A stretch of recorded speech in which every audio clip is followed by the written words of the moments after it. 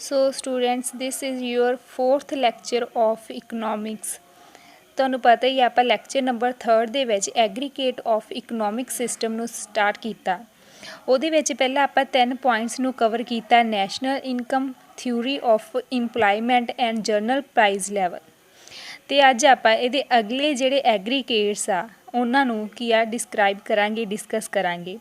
Fourth ਕੀ ਆ theory of money, fifth theory of economic growth, sixth theory of international trade and seventh theory of macro distribution. ਹੁਣ ਆਪਾਂ ਦੇਖਣਾ ਵੀ Macro economics ਦੇ ਵਿੱਚ ਠੀਕ ਹੈ ਥਿਊਰੀ ਆਫ ਇਕਨੋਮਿਕਸ ਨੂੰ ਕਿਵੇਂ ਡਿਸਕਸ ਕੀਤਾ ਜਾਂਦਾ ਜਾਂ ਸਟੱਡੀ ਕੀਤਾ ਜਾਂਦਾ। ਸੋ ਫੋਰਥ ਪੁਆਇੰਟ ਕੀ ਆ theory of money. Under macro economics we study various theories of demand for and supply of money. ਕਹਿੰਦੇ ਆਪਾਂ ਜਿਹੜੀਆਂ ਅੱਗੇ ਵੀ ਪੜ੍ਹਨੀਆਂ ਬਹੁਤ ਸਾਰੀਆਂ ਥਿਊਰੀਜ਼ ਪੜ੍ਹਨੀਆਂ ਜੋ ਕਿ ਮਨੀ ਦੇ ਨਾਲ ਰਿਲੇਟ ਕਰਦੀਆਂ। ਉਹਦੇ ਵਿੱਚ ਆਪਾਂ ਪੜ੍ਹਾਂਗੇ ਕਿ ਡਿਮਾਂਡ ਫॉर ਮਨੀ ਅਤੇ ਸਪਲਾਈ ਆਫ ਮਨੀ ਕੀ ਹੁੰਦਾ। ਠੀਕ ਹੈ, ਹੁਣ ਕੀ ਹੈ ਮੈਕਰੋ ਇਕਨੋਮਿਕਸ ਦੇ ਵਿੱਚ ਕਿਹੜੀਆਂ ਥਿਊਰੀਜ਼ ਦੀ ਗੱਲ ਕੀਤੀਆਂ ਜਾਂਦੀਆਂ ਜੋ ਮਨੀ ਦੇ ਨਾਲ ਰਿਲੇਟ ਕਰਦੀਆਂ। ਸੋ ਦੇਖੋ, change in demand for and supply of money have influence on the output and employment in the economy। ਕਹਿੰਦੇ ਇਹਨਾਂ ਥਿਊਰੀਜ਼ ਵਿੱਚ ਆਪਾਂ ਇਹ ਪੜ੍ਹਾਂਗੇ ਕਿ ਜਦੋਂ ਡਿਮਾਂਡ ਦੇ ਵਿੱਚ ਜਾਂ ਫਿਰ ਸਪਲਾਈ ਦੇ ਵਿੱਚ ਕਿਹਦੀ ਆਪਾਂ ਮਨੀ ਦੀ ਗੱਲ ਕਰ ਰਹੇ ਹਾਂ, ਜਦੋਂ ਮਨੀ ਦੀ ਡਿਮਾਂਡ ਦੇ ਵਿੱਚ ਅਤੇ ਮਨੀ ਦੀ ਸਪਲਾਈ ਦੇ ਵਿੱਚ ਚੇਂਜ ਆਉਂਦਾ, ਉਤਾਰ ਚੜਾਵ ਹੁੰਦਾ ਤਾਂ ਉਹਦਾ ਆਊਟਪੁੱਟ 'ਤੇ ਮਤਲਬ ਪ੍ਰੋਡਕਸ਼ਨ 'ਤੇ ਕੀ ਅਸਰ ਪੈਂਦਾ ਅਤੇ ਰੋਜ਼ਗਾਰ 'ਤੇ ਇੰਪਲਾਇਮੈਂਟ 'ਤੇ ਕੀ ਅਸਰ ਪੈਂਦਾ। ਇਹ ਵੀ ਕਿਹਦੇ ਅੰਡਰ ਪੜ੍ਹਾਂਗੇ ਆਪਾਂ ਮੈਕਰੋ ਇਕਨੋਮਿਕਸ ਦੇ। ਸੋ ਅਗਲਾ ਪੁਆਇੰਟ ਦੇਖੋ ਇਹਦਾ ਅੱਗੇ ਇਹਦਾ ਫਿਫਥ ਪੁਆਇੰਟ ਆ theory of economic growth. Economic growth ਦਾ ਮਤਲਬ ਹੁੰਦਾ ਆਪਣੀ ਜਿਹੜੀ ਅਰਥ ਵਿਵਸਥਾ ਉਹਦਾ ਵਿਕਾਸ ਹੋਣਾ, ਉਹਦਾ ਕੀ ਆ ਅੱਗੇ ਡਿਵੈਲਪਮੈਂਟ ਹੋਣੀ। So another important area in macro economics ਵਿਚ has been the concern of economics is what determines the economic growth। ਜਿਹੜਾ ਅਗਲਾ ਇੰਪੋਰਟੈਂਟ ਏਰੀਆ ਜਾਂ ਫਿਰ ਆਪਾਂ ਖੇਤਰ ਕਹਿ ਸਕਦੇ ਹਾਂ ਜੋ ਕਿ ਮੈਕਰੋ ਇਕਨੋਮਿਕਸ ਦੇ ਵਿੱਚ ਲਿਆ ਜਾਂਦਾ ਉਹ ਕਿਹੜਾ ਵਾ, ਜਿਹੜੇ ਇਕਨੋਮਿਕਸਟ ਨੇ ਲਿਆ ਵਾ ਅਰਥਸ਼ਾਸਤਰੀ ਕਹਿੰਦੇ ਆ ਵੀ ਜਿਹੜਾ ਇਕਨੋਮਿਕ ਗਰੋਥ ਦਾ ਏਰੀਆ ਵਾ ਉਹ ਕਿਹਦੇ ਅੰਡਰ ਆਉਂਦਾ, ਮੈਕਰੋ ਇਕਨੋਮਿਕਸ ਦੇ under.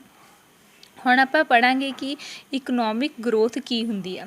Economic growth means sustained increase in real national income.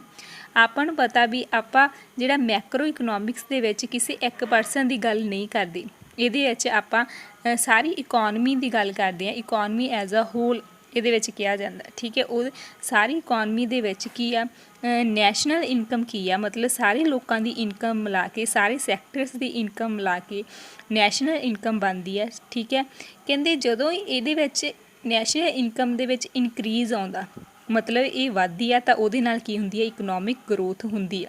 ਆਪਾਂ ਨੂੰ ਵੀ ਪਤਾ ਜਦੋਂ ਇਨਕਮ ਵਧੂਗੀ ਤਾਂ ਇਕਨੋਮਿਕ ਗਰੋਥ ਤਾਂ ਹੀ ਹੁੰਦੀ ਆ। ਜਾਂ ਫਿਰ ਔਰ ਰੀਅਲ ਪਰ ਕੈਪੀਟਾ ਇਨਕਮ, ਜਾਂ ਫਿਰ ਜਦੋਂ ਕੀ ਹੈ ਰੀਅਲ ਪਰ ਕੈਪੀਟਾ ਇਨਕਮ ਵੱਧਦੀ ਹੈ ਤਾਂ ਇਕਨੋਮਿਕ ਗਰੋਥ ਵੱਧਦੀ ਹੈ। ਰੀਅਲ ਪਰ ਕੈਪੀਟਾ ਇਨਕਮ ਕੀ ਹੁੰਦੀ ਹੈ, ਪ੍ਰਤੀ ਵਿਅਕਤੀ ਆਮਦਨ। ਮਤਲਬ ਆਪਣੇ ਇੱਕ ਓਵਰ ਆ ਪੀਰੀਅਡ ਆਫ ਟਾਈਮ, ਮਤਲਬ ਇੱਕ ਜਿਹੜਾ ਪੀਰੀਅਡ ਆਫ ਟਾਈਮ ਦਿੱਤਾ ਹੁੰਦਾ, ਮਤਲਬ ਇੱਕ ਸਾਲ ਦੇ ਵਿੱਚ ਇੱਕ ਵਿਅਕਤੀ ਕਿੰਨੇ ਪੈਸੇ ਕਮਾਉਂਦਾ। ਠੀਕ ਹੈ, ਇੱਕ ਵਿਅਕਤੀ ਉਹਨੂੰ ਕੀ ਕਿਹਾ ਜਾਂਦਾ, ਪਰ ਕੈਪੀਟਾ ਇਨਕਮ। ਜਦੋਂ ਕਹਿੰਦੇ ਪਰ ਕੈਪੀਟਾ ਇਨਕਮ ਵਿੱਚ ਜਾਂ ਨੈਸ਼ਨਲ ਇਨਕਮ ਦੇ ਵਿੱਚ ਵਾਧਾ ਹੁੰਦਾ ਤਾਂ ਇਕਨੋਮਿਕ ਗਰੋਥ ਦੇ ਵਿੱਚ ਵੀ ਵਾਧਾ ਹੁੰਦਾ, ਉਹਨੂੰ ਇਕਨੋਮਿਕ ਗਰੋਥ ਕਿਹਾ ਜਾਂਦਾ। Macro economics theory provides us ways and means to achieve the higher economic growth.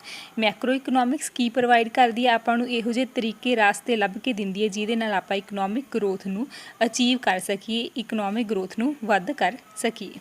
ਇਸ ਤੋਂ ਅੱਗੇ ਹੈਗਾ theory of international trade. International ਮਤਲਬ ਅੰਤਰਰਾਸ਼ਟਰੀ ਵਪਾਰ। ਆਪਾਂ ਨੂੰ ਪਤਾ ਵੀ ਆਪਾਂ ਹੋਰਨਾਂ ਦੇਸ਼ਾਂ ਨਾਲ ਵਪਾਰ ਕਰਦੇ ਹਾਂ, ਉਹਨਾਂ ਤੋਂ ਚੀਜ਼ਾਂ ਨੂੰ ਮੰਗਵਾਉਂਦੇ ਹਾਂ ਅਤੇ ਭੇਜਦੇ ਹਾਂ। So macro economics also deals with the problem related to national trade.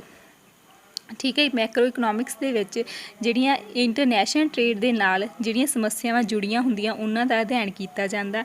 ਸੱਚ as balance of payment. Balance of payment ਮਤਲਬ ਐਕਸਪੋਰਟ ਕਰਨੇ ਅਤੇ ਇੰਪੋਰਟ ਕਰਨੇ ਉਹਨਾਂ ਦੇ ਬੈਲੈਂਸ ਨੂੰ ਦੇਖਿਆ ਜਾਂਦਾ। ਤੇ exchange rate determination. Exchange rate determination ਮਤਲਬ ਆਪਣੇ ਜਿਹੜੇ ਜਿਵੇਂ $1 ਆ, ਠੀਕ ਹੈ, ਉਹਦੇ ਬਦਲੇ ਆਪਾਂ ਕਿੰਨੇ ਰੁਪੀਜ਼ ਦਿੰਦੇ ਆ, ਠੀਕ ਹੈ, ਉਹ ਕੀ ਹੁੰਦਾ, ਇਹਦਾ ਐਕਸਚੇਂਜ ਰੇਟ ਹੁੰਦਾ ਵਾ।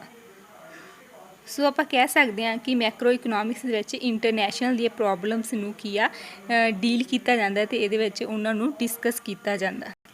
ਇਸ ਤੋਂ ਅੱਗੇ the maintenance of exchange rate stability is major concern of macro economics. Macro economics policy ਦੇ ਵਿੱਚ ਸਭ ਤੋਂ ਮੇਨ ਪੁਆਇੰਟ ਕੀ ਹੁੰਦਾ ਕਿ ਆਪਣੇ ਵਿੱਚ ਕਿਹਦੇ ਵਿੱਚ ਸਥਿਰਤਾ ਲਿਆਉਣੀ, ਆਪਣੇ ਐਕਸਚੇਂਜ ਰੇਟ ਦੇ ਵਿੱਚ, ਮਤਲਬ ਆਪਣੇ ਰੁਪਏ ਨੂੰ ਮਜ਼ਬੂਤ ਬਣਾਉਣਾ ਹੋਰਨਾਂ ਕਰੰਸੀਆਂ ਦੇ ਮੁਕਾਬਲੇ। ਇਸ ਤੋਂ ਅੱਗੇ ਇਹਦਾ ਲਾਸਟ ਪੁਆਇੰਟ ਆ theory of macro distribution. Distribution ਹੁੰਦਾ ਵੰਡ ਕਰਨਾ, ਮੈਕਰੋ ਇਕਨੋਮਿਕਸ ਵਿੱਚ ਕੀ ਆ ਡਿਸਟਰੀਬਿਊਸ਼ਨ ਕੀਤਾ ਜਾਂਦਾ, ਉਹਦੀ ਥਿਊਰੀ ਨੂੰ ਕੀ ਆ ਐਡ ਕੀਤਾ ਜਾਂਦਾ। Macro economics provide various theories of macro distribution determine the share of various factors of production in the national income। ਹੁਣ ਮੈਕਰੋ ਇਕਨੋਮਿਕਸ ਦੀ ਸਟੱਡੀ ਕਰਕੇ ਆਪਾਂ ਨੂੰ ਕੀ ਪਤਾ ਲੱਗਦਾ, ਇਹ ਇਹੋ ਜਿਹੀਆਂ ਥਿਊਰੀਜ਼ ਨੂੰ ਪ੍ਰੋਵਾਈਡ ਕਰਦੀ ਹੈ ਜਿਹਦੇ ਨਾਲ ਆਪਾਂ ਨੂੰ ਪਤਾ ਲੱਗਦਾ ਵੀ ਆਪਣੀ ਨੈਸ਼ਨਲ ਇਨਕਮ ਦੇ ਵਿੱਚ ਵੱਖ-ਵੱਖ ਜਿਹੜੇ ਫੈਕਟਰਸ ਲੱਗੇ ਹੋਏ ਆ ਜਾਂ ਫਿਰ ਸੈਕਟਰਸ ਲੱਗੇ ਹੋਏ ਆ ਪ੍ਰੋਡਕਸ਼ਨ ਦੇ ਵਿੱਚ, ਜੋ ਉਤਪਾਦਨ ਕਰਦੇ ਆ, ਉਹ ਉਤਪਾਦਨ ਕਰਕੇ ਕਿੰਨੀ ਆਪਣਾ ਹਿੱਸਾ ਪਾ ਰਹੇ ਆ, ਕਿੰਨੀ ਵੰਡ ਪਾ ਰਹੇ ਆ ਨੈਸ਼ਨਲ ਇਨਕਮ ਦੇ ਵਿੱਚ। ਆਪਾਂ ਨੂੰ ਪਤਾ ਕਿਸੇ ਵੀ ਚੀਜ਼ ਦੀ ਪ੍ਰੋਡਕਸ਼ਨ ਕਰਨ ਦੇ ਨਾਲ ਜਦੋਂ ਆਪਾਂ ਉਹਨੂੰ ਵੇਚਦੇ ਹਾਂ ਤਾਂ ਉਹਦੇ ਤੋਂ ਇਨਕਮ ਪ੍ਰਾਪਤ ਹੁੰਦੀ ਆ, ਠੀਕ ਹੈ। ਉਹਨਾਂ ਸਾਰੀ ਇਨਕਮਾਂ ਨੂੰ ਜੋੜ ਕੇ ਜਿਹੜੇ ਫੈਕਟਰਸ ਤੋਂ ਇਨਕਮ ਹੁੰਦੀ ਆ, ਠੀਕ ਹੈ, ਉਹਨਾਂ ਦੀ ਵੰਡ ਦੇਖਦੀ ਆ ਵੀ ਕਿਹੜੇ ਸੈਕਟਰ ਤੋਂ ਕੀ ਆ ਕਿੰਨਾ ਸ਼ੇਅਰ ਆ ਜੋ ਇਨਕਮ ਵਿੱਚ ਆਇਆ ਅਤੇ ਉਹਨੇ ਨੈਸ਼ਨਲ ਇਨਕਮ ਦੇ ਵਿੱਚ ਆਪਣਾ ਹਿੱਸਾ ਪਾਇਆ। ਸੋ ਆਪਣੇ ਜਿਹੜੇ ਆਹ ਐਗਰੀਗੇਟਸ ਆਫ ਇਕਨੋਮਿਕ ਸਿਸਟਮ ਇੱਥੇ ਹੀ ਕੀ ਆ ਫਿਨਿਸ਼ ਹੋ ਜਾਂਦੇ ਆ। ਜੇ ਕੋਈ ਵੀ ਕਿਸੇ ਤਰ੍ਹਾਂ ਦੀ ਪ੍ਰੋਬਲਮ ਆ then you can ask me. Thank you students.